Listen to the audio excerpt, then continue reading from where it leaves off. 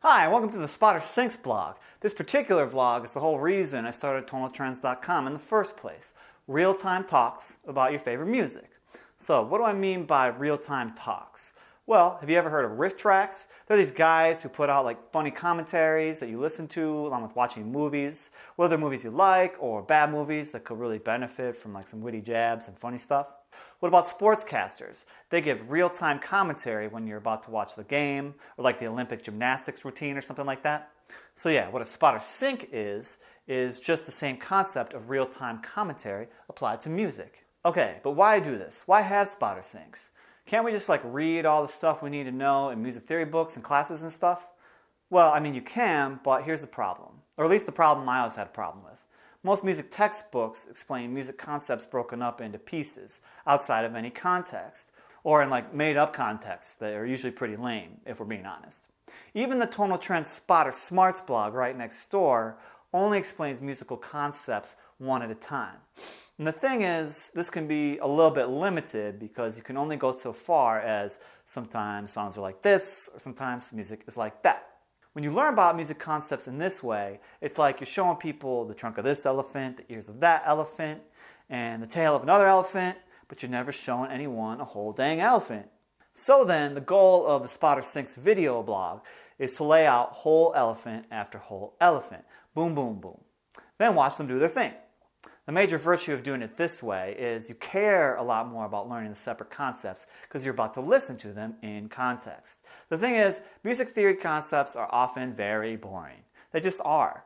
But it's when you start to see how they work in your favorite music and when you start to see them in your own music that these lifeless toys in the cupboard come alive and start going on the family feature fun film adventures.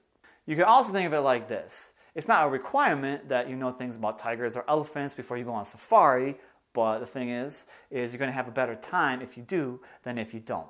Because if you don't, when people yell, "Look, there goes a tiger," you're going to be thinking, like, what the heck's a tiger again? Instead of thinking like, oh, that's a pretty dope tiger. I'm glad I saw that. See what I mean?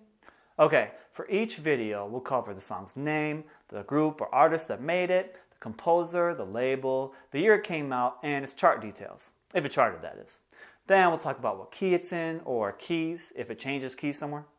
For rhythm, we'll write down the BPM tempos, the time signatures, and the song's length.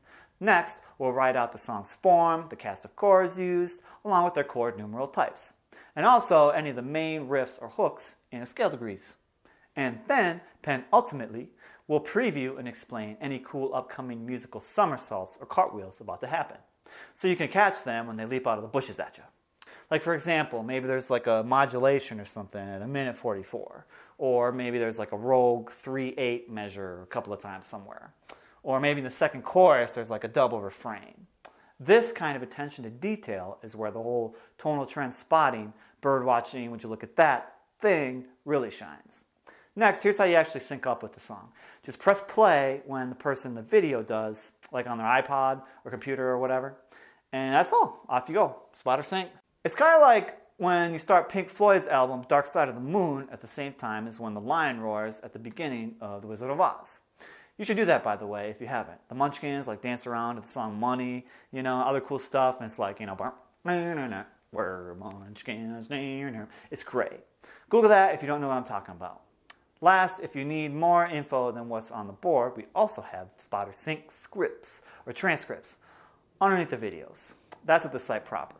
So if you're watching on YouTube and you want to read along, just click the provided link in the description paragraph and you can get back to the song's official Spotter Syncs blog page. So yeah, let's get to it. Start by clicking a song you know, or pick one based off of the loose 1 out of 10 difficulty rating. 10 being the hardest of the lions and tigers to spot, and 1 being the back of your safari driver's head.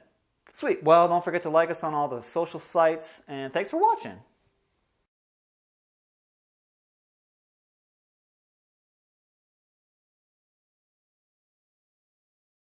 Well, you know, Dean, I can't put it any plainer. What they gotta do here is they gotta play the notes. Oh yeah, Other Dean, I'll tell ya, if these guys can't get their scoring under control, those harmonies are just gonna walk all over them. Big time. They have to find a rhythm.